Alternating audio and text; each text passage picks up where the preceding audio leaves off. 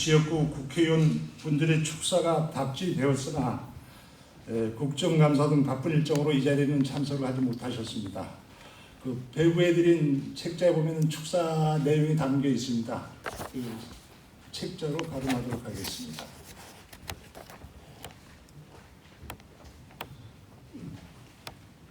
자, 그럼 진행 순서에 의하여 기조 강연 시간이 되겠습니다.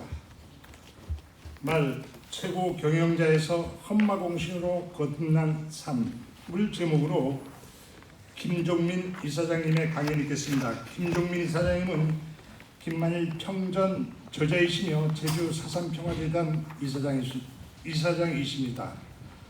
김종민 이사장님을 강단으로 모시겠습니다. 뜨거운 박수로 환영해 주시기 바랍니다.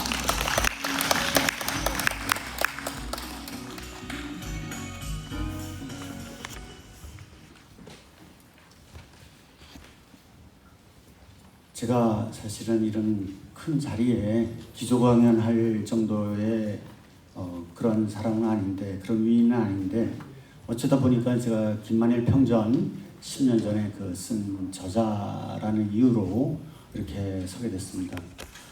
저도 사실은 경주 김씨입니다. 그래서 여러 정치인들도 여기 많이 와 계실 텐데 굉장히 영광스럽게 생각하고요. 오늘 어제에 이어서 오늘 세션 1, 2 전부 김만일 정신이랄까 또는 말산업에 대한 전문가분들이 많이 나오셔서 말씀을 해주실 거기 때문에 저는 역사적 사실에 국한해서 말씀을 드리고자 합니다. 아시다시피 김만일 공께서는 이하 존칭은 생략하겠습니다. 약 470여 년 전에 태어나셨습니다. 그리고 83살까지 사셨습니다. 김만일이 살았을 때에는 말이라는 것이 하나의 동물이 아니라 정말 나라의 기관, 인프라 산업이었다, 이렇게 말씀드릴 수가 있습니다. 말이 곧 이동 수단이고 통신 수단이고, 그 다음에 전쟁 때 없어서는 안 되는 아주 필수적인 것입니다. 말은 곧 수용차이자 또 테마라고 해서 짐을 끄는 트럭이기도 하고, 그 다음에 말이 없으면 전쟁을 할 수가 없고요. 말이 없으면 아무리 왕이 급한 명령을 내도 부산까지 부지런히 걸어야 수십일이 걸립니다. 그래서 말은 굉장히 중요한 기관 산업이었다. 그래서 그 시절에는 말의 숫자를 곧 그 나라의 국력으로 따졌을 정도로 말은 중요했습니다. 김만일은 부유하지 않는 가정에서 태어났지만 최고의 말부자가 됐었습니다. 그리고 단순히 말을 많이 소유한 부자가 아니라 나라의 좋은 말은 모두 김만일의 목장에서 나왔다, 김만일이 키웠다 라는 내용이 조선왕조실록에 실릴 정도로 아주 말 전문가였다, 이렇게 말씀을 드릴 수가 있습니다.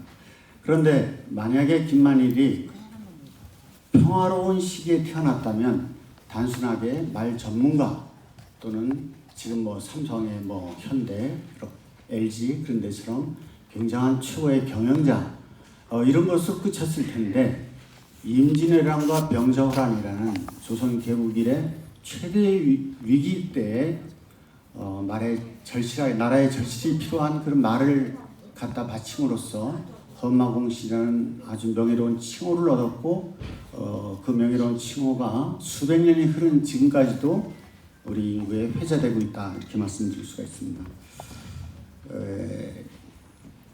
김만일, 여러분 모두 아시다시피 본관이 경주입니다. 제가 이제 김만일 험마공신 김만일 기념사업회 이사장, 당시 이사장님으로부터 험마공신 김만일 평전을 써달라는 부탁을 받은 것이 2014년경이었습니다. 근데 저는 너무나 난감해갖고 거절을 했습니다. 왜냐하면 제가 대학교에서 역사학과를 다니긴 했지만 사실 저는 개인적 사정으로 학교를 여러 차례 그만두려고 마음먹을 정도로 공부를 열심히 하지 않았습니다. 그리고 또 한 가지는 제가 관심을 갖고 있었던 것은 해방 이후의 현대사지 조선시대사는 제가 이렇게 큰 관심을 갖고 있지 않았습니다. 그래서 여러 차례 고사를 했습니다. 그리고 당시 저는 서귀포 효돈에서 감귤농사를 짓고 있던 농부였기 때문에 생계를 위해서 글을 쓸 시간도 없었습니다. 그런데 너무나 그 강권이 있어서 제가 이제 얼떨결에 수락을 했습니다. 그런데 수락하고 나서 굉장히 힘들었습니다. 왜냐하면 처음에 저한테 이제 그 글을 부탁한 사람은, 전달해 준 사람은 지금 김만일과 관련된 논문 또는 뭐 글 이런 것들이 여러 개 있으니까 너는 문장력이 좀 좋으니까 네 문장력으로 그걸 짜깁기를 좀 잘하면 금방 나올 것이다, 이렇게 말을 했거든요. 그런데 논문 한 3편 정도가 있는데 아주 그 소략한 내용이었고 참고할 만한 게 거의 없었습니다. 나중에 다시 말씀드리겠습니다만 2013년도인가 이 헌마공신 기념사업 출발을 위해서 어쩌면 그 축제 같은 그러한 날에 어떤 모 교수가 와서 여기에 찬물을 끼얹는 그런 발표를 했습니다. 그리고 그걸 학술지에 기재를 했습니다. 그래서 그거를 좀 해야겠다. 그런데 참고할 자료가 없어서 제가 2015년, 지금도 그날을 잊지 못하는데 4월 초파일 날이었습니다. 그래서 어디 나다니지 않으려고 제가 일단 그 전 도의회 의장이셨죠, 김인규 님으로부터 그런 부탁을 받았기 때문에 그분이 살고 계신 관덕정 집 그 2층에 서재가 있는데 거기서 8개월 동안 집에도 가지 않고 삭발하고 하루에 한 끼 먹고 그러면서 글을 썼습니다. 그리고 필자 역시 김만일 후손이라는 점이 글쓰기를 결심한 그런 이유 중에 하나는 분명하지만 저는 몇 가지 다짐을 했습니다. 글쓰기에 앞서서. 뭐냐면 오로지 사료만을 바탕으로 근거를 갖고 분명한 내용만 쓰겠다. 사료를 통해 고증하고 사료와 사료를 또 검증하고 그래서 확실한 내용만 쓰겠다는 다짐이 첫 번째고요. 둘째로는 아무리 그 후손들의 그 모임인 헌마공신 기념사업회에서 출판하는 책일지라도 또 제가 경주김씨일지라도 근거 없이 김만일을 과장하거나 미화하는 일은 하지 않겠다. 그것이 당장은 귀에 듣기 좋을지 몰라도 나중에는 결과적으로는 그것이 사실이 아니라고 것이 밝혀지고 과장이고 미화라는 것이 밝혀지면 결과적으로는 김만일을 욕보이는 것이다. 저는 그렇게 판단했기 때문에 과장과 미화를 하지 않겠다. 그다음에 셋째로는 그 지금 여러 과거에 한문으로 된 어려운 한문들이 많은 사람들의 노력으로 많이 번역이 됐습니다. 근데 번역되는 과정 속에서 그 당시의 용어를 그대로 씀으로써 역사학 전공자가 아니면 도저히 알아들을 수 없는 그러한 말들로 그러니까 서술어만 한글로 했다 뿐이지 그 용어는 그대로 한문으로 쓰는 경우가 많습니다. 그래서 제가 여기다가 해놨는데 그 두 가지 사례만 드리겠습니다. 여기서 헌마공신 후손 외에는 사마감목관 그 일을 시키지 말라 라는 내용이 나옵니다. 그래서 그랬더니 이제 이쪽에서 그것은 우리 제주 목에서가 스스로 독자적으로 운영을 하고 임명하고 있습니다. 그런데 스스로 자자의 벽자, 빗자로도 읽히기도 하고 빗자로도 읽히기도 하는데 자벽이라는 뜻입니다. 자벽. 근데 과연 자벽이라는 용어를 그 분야에 완전히 정통한 역사학자가 아니라면 그 용어를 과연 누가 이해할까? 그래서 자벽을 저는 독자적으로 스스로 또는 자율적으로 임명하고 있습니다라고 번역해서 풀었습니다. 그 다음에 뭐 농담 반 이야기를 하자면 우리가 옛날에 그 소주에 양주에다가 맥주 타서 먹는 걸 폭탄주라고 했죠. 그 다음에 소주에 타는 걸 이제 소맥 하지 않습니까? 근데 그거를 잘 타는 사람한테 우리 농담으로 야 제주 상궁 네가 이거 한번 만들어봐 말아봐봐 이런 얘기 했지 않습니까? 거기서 말하는 제조라는 것은 무슨 물건을 제조한다 그런 제조가 아닙니다. 근데 번역문에 그대로 제조는 말하기를 이렇게 나오거든요. 그 제조라는 것은 총괄 책임자라는 뜻입니다. 총괄 책임자. 그 관청의 직접 상관은 아닌데 그 관청의 업무를 총괄하는 사람이었다. 그래서 그런 것을 조금 유념해서 글을 썼다. 이렇게 말씀을 드리겠습니다. 오히려 그 당시에 여러분들께서 기회가 되신다면 꼭 한번 읽어보시길 권할 책이 있는데, 권무일 선생님께서, 저는 아직 한 번도 뵌 적이 없는 분인데 험마공신 김만일에 대해서 소설을 썼습니다.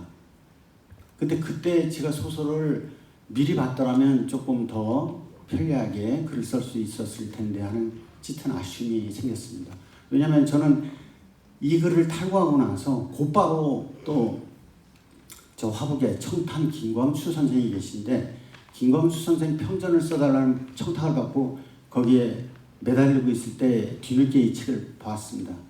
근데 이건 소설의 형식을 빌리기는 했지만 굉장한 역사서나 다름없다. 그래서 한번 쓰기를 바랍니다.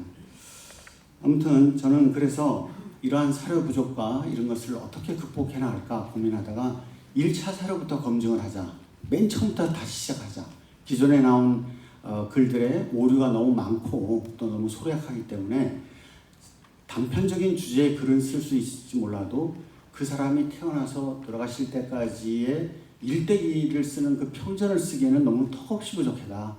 그래서 조선시대 3대 관찬 사료라고 할 수 있는 조선왕조 실록, 그 다음에 승정원 일기, 그 다음에 비변사 등록, 이 3대 관찬 사료를 모두 보았고요. 그 다음에 경국대전 등 당시 법전, 그 다음에 제주 목사로 왔거나 제주의 유배인으로 왔던 분들이 썼던 문집, 이런 것들을 전부 봤습니다.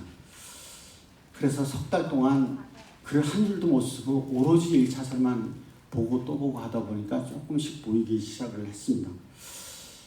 그리고 제가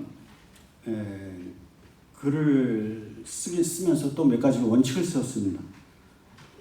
즉 김만일에 관한 사실과 그분의 행적, 그분의 공적을 소개하는 데 그치지 말고, 무려 470년 전에 태어나셨던 분인데 김만일은 왜 그때 그랬을까? 왜 말을 갖다가 그 비싼 말을 무려 500필이나 나라에 바쳤을까?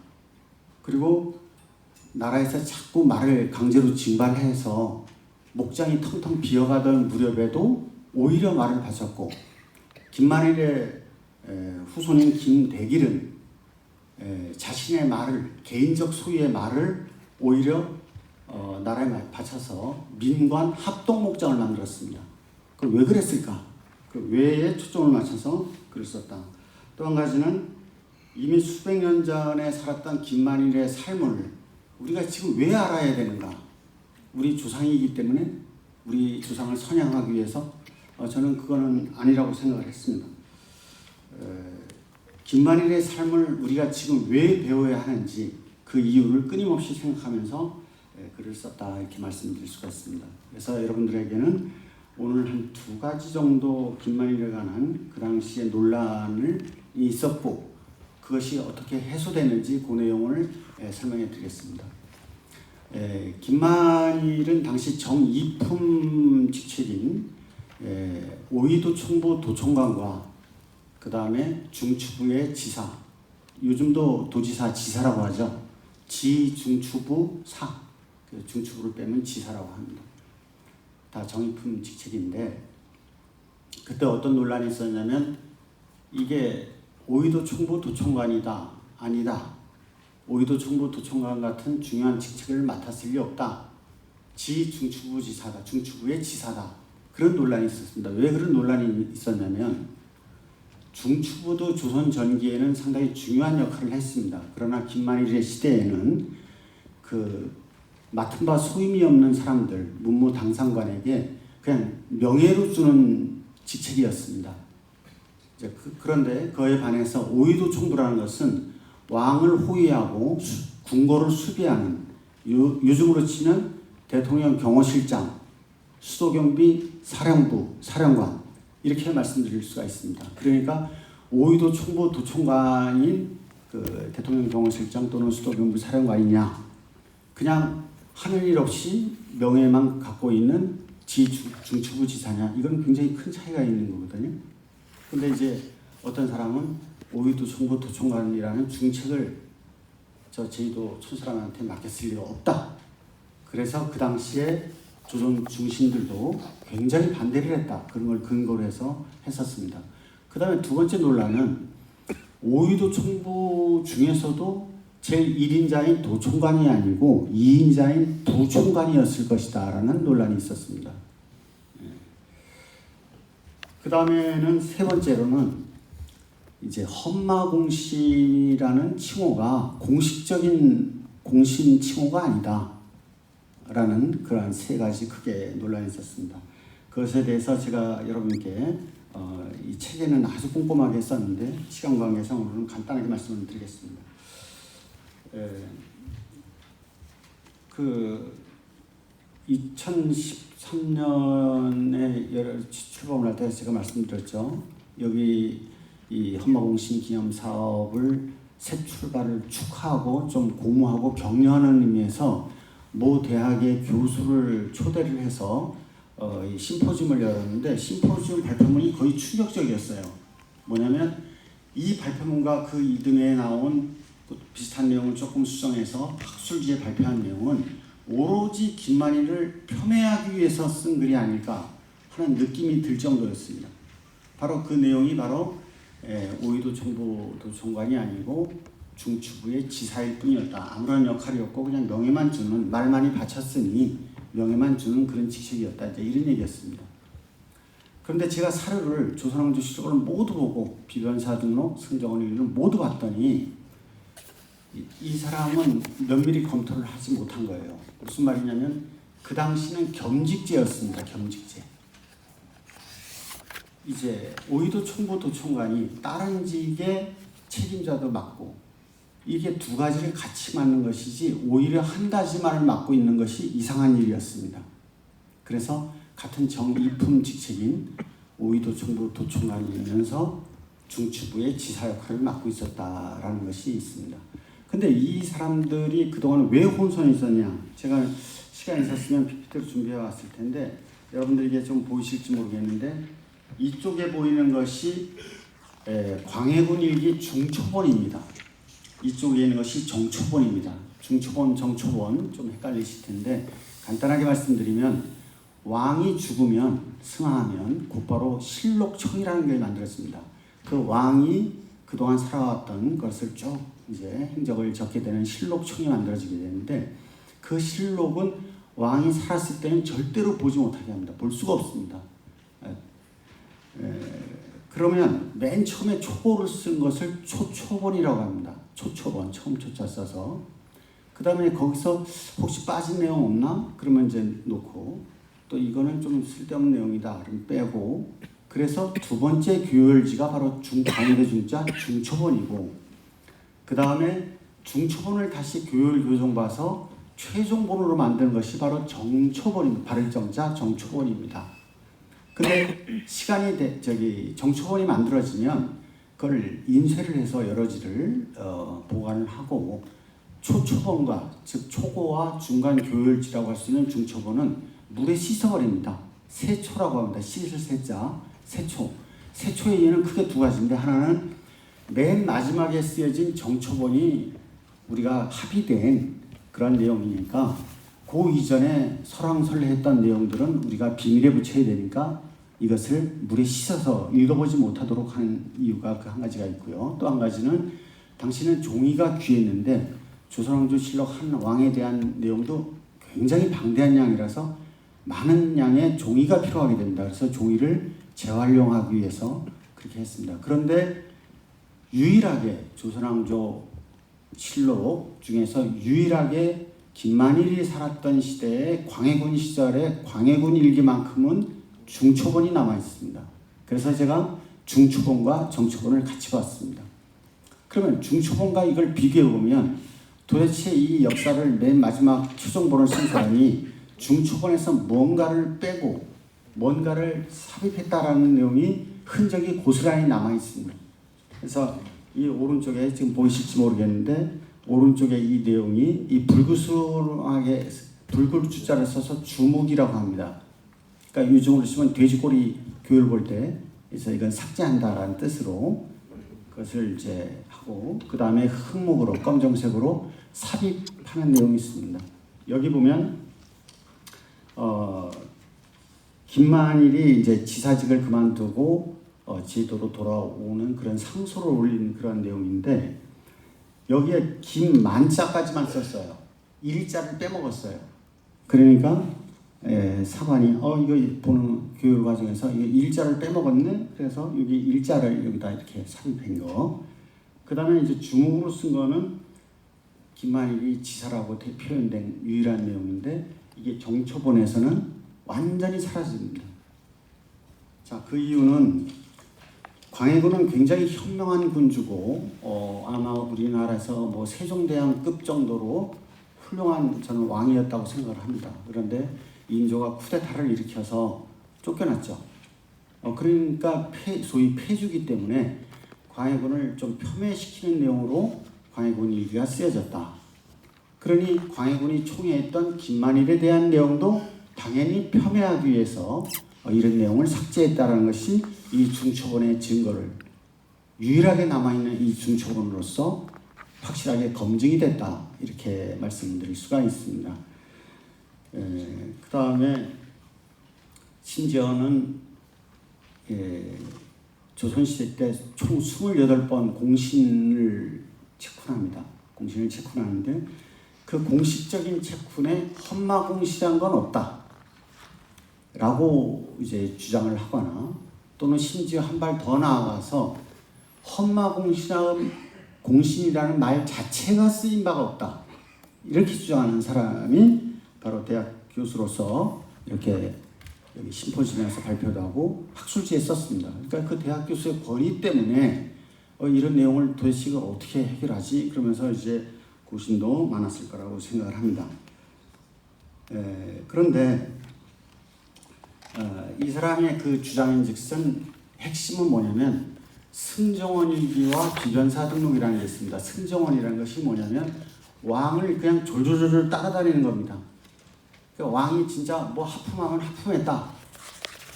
어디 가서 뭐 졸았다는 졸았다는 내용까지도 다 쓰는 게 승정원일기입니다. 무슨 말을 했다는 거를 쭉. 그리고 비변사 등록이라는 것은 비변사는 이제 그 변방에 그 국토방위를 위해서 했던 임시기관이었었는데 이 임진왜란, 정효란이라는 이 변란을 거치면서 그게 강화돼 갖고 나중에는 의정부보다도 더 높게 정책 결정 기관이자 최고 집행기관으로 변모를 했습니다. 근데 이제 그런 주장을 편 사람은 이 왕을 졸졸 따라다니면서 쓰다 보면 말을 한자로 한문으로 하지 않지 않습니까? 그러면 그 한문치로 이걸 쓰는 필기하는 과정에서 오류가 있을 수 있다. 그러니까 이 승정원 일기에 험마공신이라고 쓴 것은 그건 이 쓰는 과정에서 잘못 오류고 비변사 등록이라는 것은 엄격하게 이제 공문서로서 쓰여져서 하는 거기 때문에 그거는 좀 더 신뢰할 수 있는 거다. 근데 이 왕을 쫓아다니면서 쓴 여기에는 험마공신이라는 표현이 한 번 등장하는데 비변사 등록에는 그냥 험마인 사람인자 써서 말을 많이 바친 사람 이렇게만 표현되어 있다. 그러니 험마공신이라는 것은 잘못된 거고 그냥 말을 많이 바친 사람이라는 뜻으로 험마인이라고 쓴 것이 맞는 말이다. 이제 이분이 이런 주장을 했거든요. 근데 제가 그 사람이 이제 폄훼한 승정원 일기뿐만 아니라 그 사람이 그 중시엔 그러니까 험마공신이라는 표현이 없다고 한 비변사 등록에도 험마공신이라는 표현이 있다는 사실을 찾아낸 것이죠. 그래서 이제 험마공신이라는 말이 그 당신이 말한 것처럼 그런 것이 아니다. 그리고 실제 쓰였다. 그러면 조선시대 공신이 28번을 했는데 여기 내용을 제가 27페이지에 쭉 정리를 해놨는데 이 내용을 보면 사실은 공신이라는 것이 진짜 우리가 지금의 시각으로 보더라도 공신이라고 말할 수 있는 사람들이 있습니다. 우리가 경주임 씨, 제주도는 대개가 이화문파 아닙니까? 인자 찬자 그분이 바로 개국공신. 그 다음에 뭐 임진왜란 때 공을 많이 세운 충무공 이수신 장군 같은 분이 받은 공신. 뭐 그런 공신은 지금 봐도 그건 공신감이다 이렇게 말할 수가 있죠. 근데 왕위를 서로 차지하려고 형제들끼리 죽고 죽이고 한 그 왕자인한테 공을 세웠다 해서 준 공신, 또 쿠데타를 일으키는데 참여했다고 해서 준 공신, 이런 공신은 그게 그 당시는 공신호를 줄 때는 어땠을지 몰라도 지금은 우리는 높이 평가할 할 수가 없다, 이렇게 말씀드릴 수가 있습니다.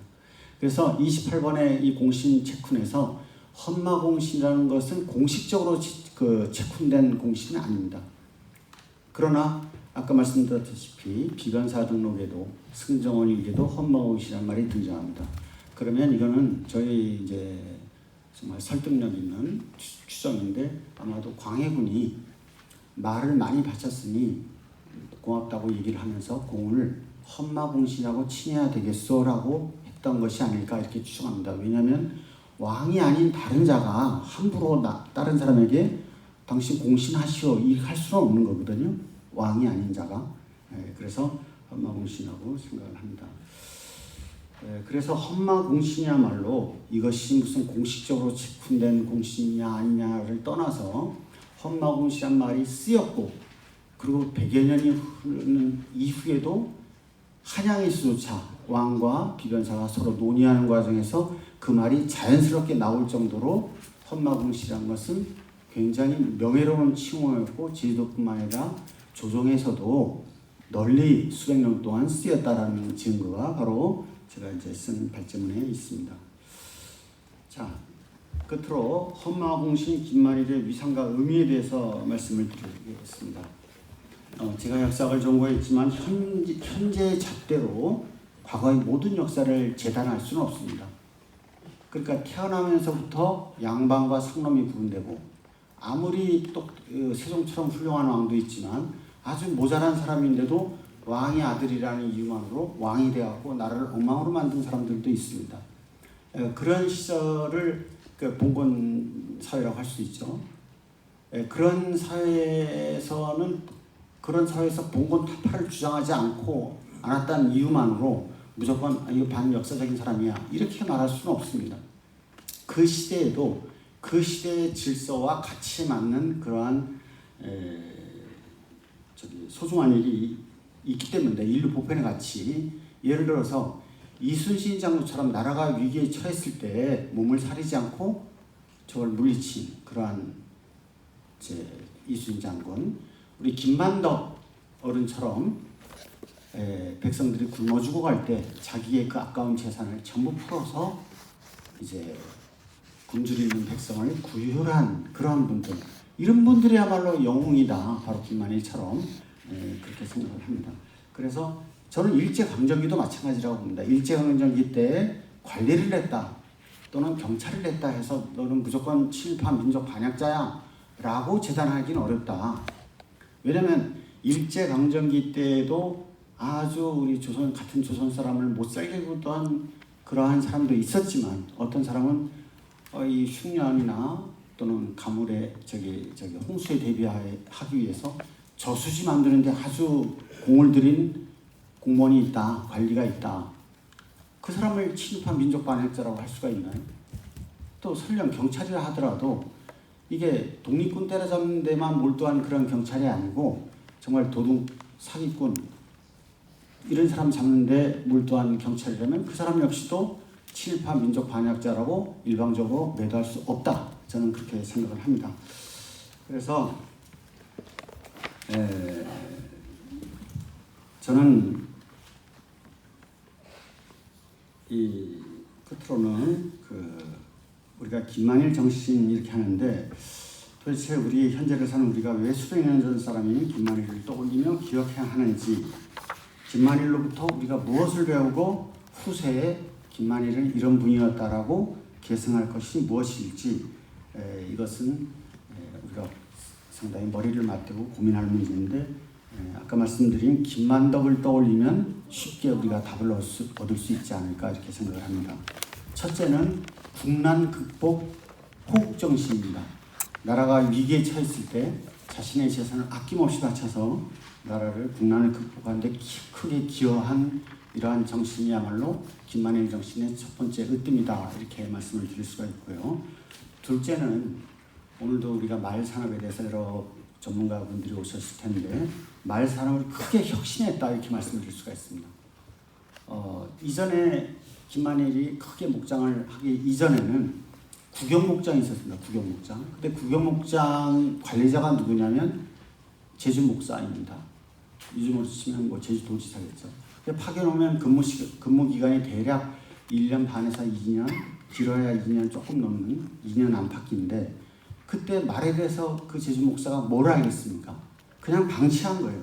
그러니까 구경목장의 말들은 서로 막 그냥 교잡하고 좋은 말 나쁜 말 그냥 신경 안 쓰고 이러다 보니까 말이 그냥 계속 낙후되고 그런데 김만일은 이 사료에도 나옵니다만은 어디에 좋은 말이 있다 그러면 찾아가서 즉각 찾아가서 값을 따지지 않고 무조건 사왔다는 거예요. 네? 그리고 그 종말을 잘 보존하고 잘 또 키워서 훌륭한 말들을 많이 양성을 했다. 지금도 많은 사람들이 제주말 하면 조그마한 조랑말 정도만 생각하는데 그렇지 않다. 굉장히 그 멋진 임금이 타는 어승마, 그 다음에 전쟁터가 난 전마 이런 것들을 김만일이 만들어냈다. 그래서 말 산업을 크게 혁신했다, 이노베이션했다 이렇게 말씀드리겠습니다. 제가 이제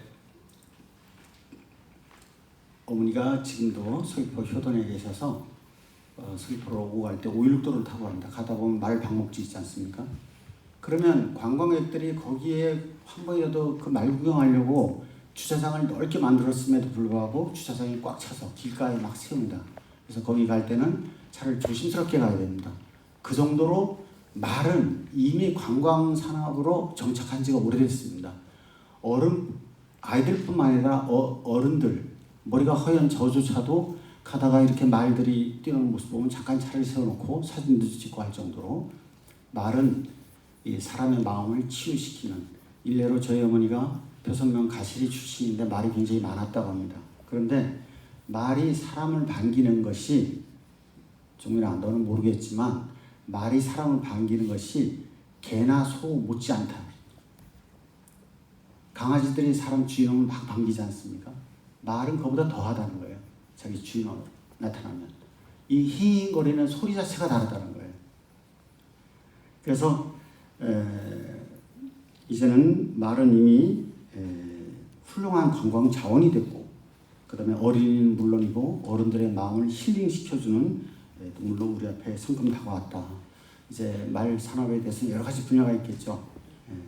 말에 뭐 어떻게 유전자 또는 좋은 종말을 키우기 위해서 뭐 수의학과나 뭐 그런 데서 하는 전문가분들도 있을 거고 또 경주말을 육성하기 위한 그런 부분도 있고 관광도 있고 여러 가지가 있을 때 또 스포츠도 올림픽에도 승마가 있지 않습니까? 그 말 타고 하는 거 스포츠로서도 이제 있습니다. 그래서 여러 가지 방안 저는 그 분야의 전문가가 아니기 때문에 말을 여기서 끝이겠습니다만은 그런 방안을 모색을 해야 되는데 그러기 위해서는 자연과학을 연구한 과학자뿐만 아니라 인문학을 공부하고 철학을 공부한 사람이 서로 머리를 맞대고 통섭적으로 연구를 한다면 앞으로 김만일 정신 또는 말 산업에 대해서 좋은 방안이 나오지 않을까 그렇게 생각합니다. 자, 이상 마치겠습니다. 감사합니다. 네, 수고하셨습니다.